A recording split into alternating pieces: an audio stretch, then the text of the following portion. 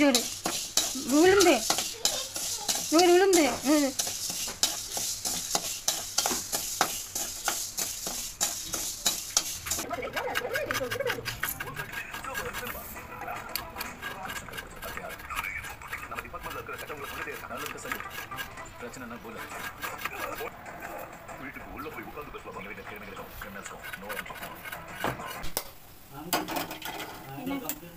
நூறு உளுந்து 2 பேர் சாப்பிட்ற அளவுக்கு செய்கிறோம். 100 தான். அப்படியே படம் இப்போ என்ன 100 உளுந்து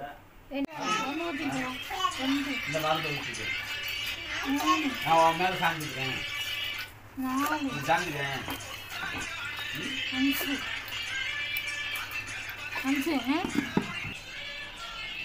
எங்கே அந்த உலக்குங்க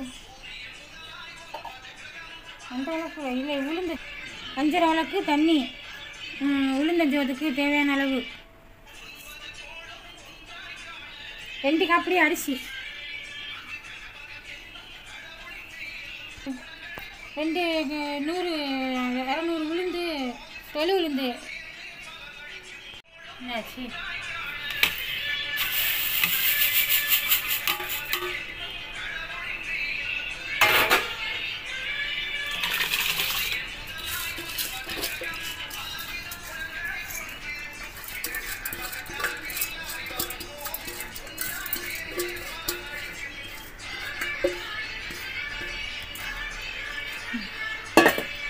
வெள்ளைப்பூடி 100 வச்சுருக்கு 100 வெள்ளைப்பூடி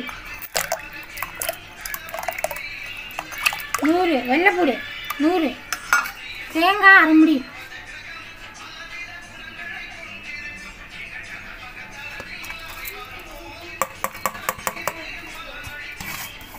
தேங்காய் அரை முடி சீரகம் 1 ஸ்பூன்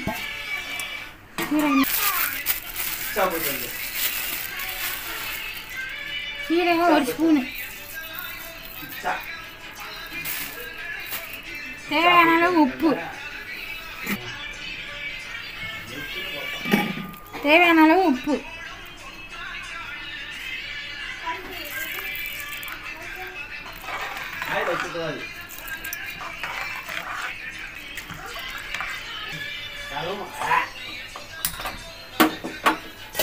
எல்லாம்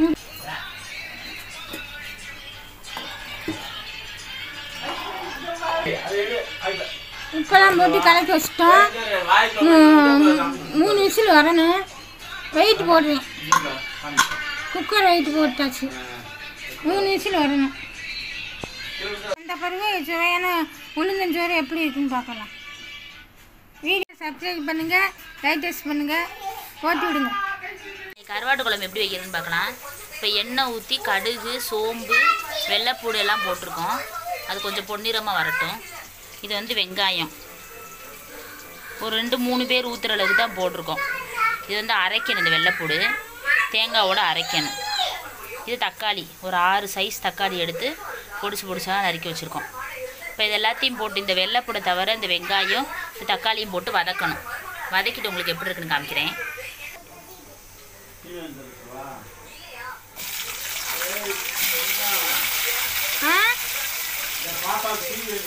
இந்த கிளாஸில் இருக்கு யாரு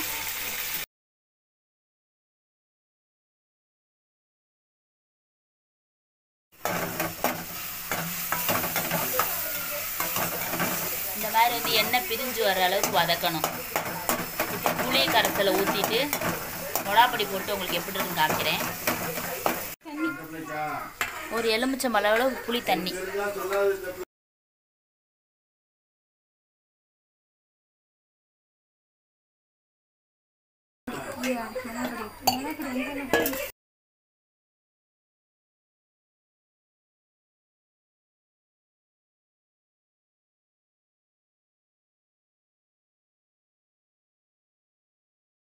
கரண்டியில் வந்து நம்ம 2 ஸ்பூன் மிளகாப்பொடி போடணும்.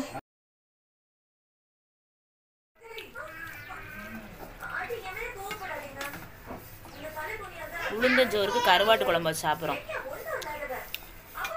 சூப்பராக இருக்கும். இந்த மாதிரி காம்பினேஷனில் சாப்பிட்டு பாருங்கள். இந்த உளுந்தஞ்சோறு வந்து அடிக்கடி செஞ்சு சாப்பிடுங்க. நல்ல ஆரோக்கியமான உணவு. 3 விசில் விட்டு இறக்கிட்டோம்.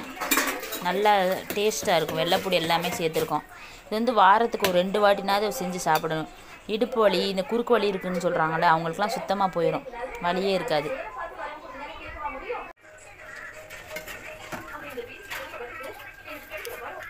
துண்டு கருவாட்டு குழம்பு.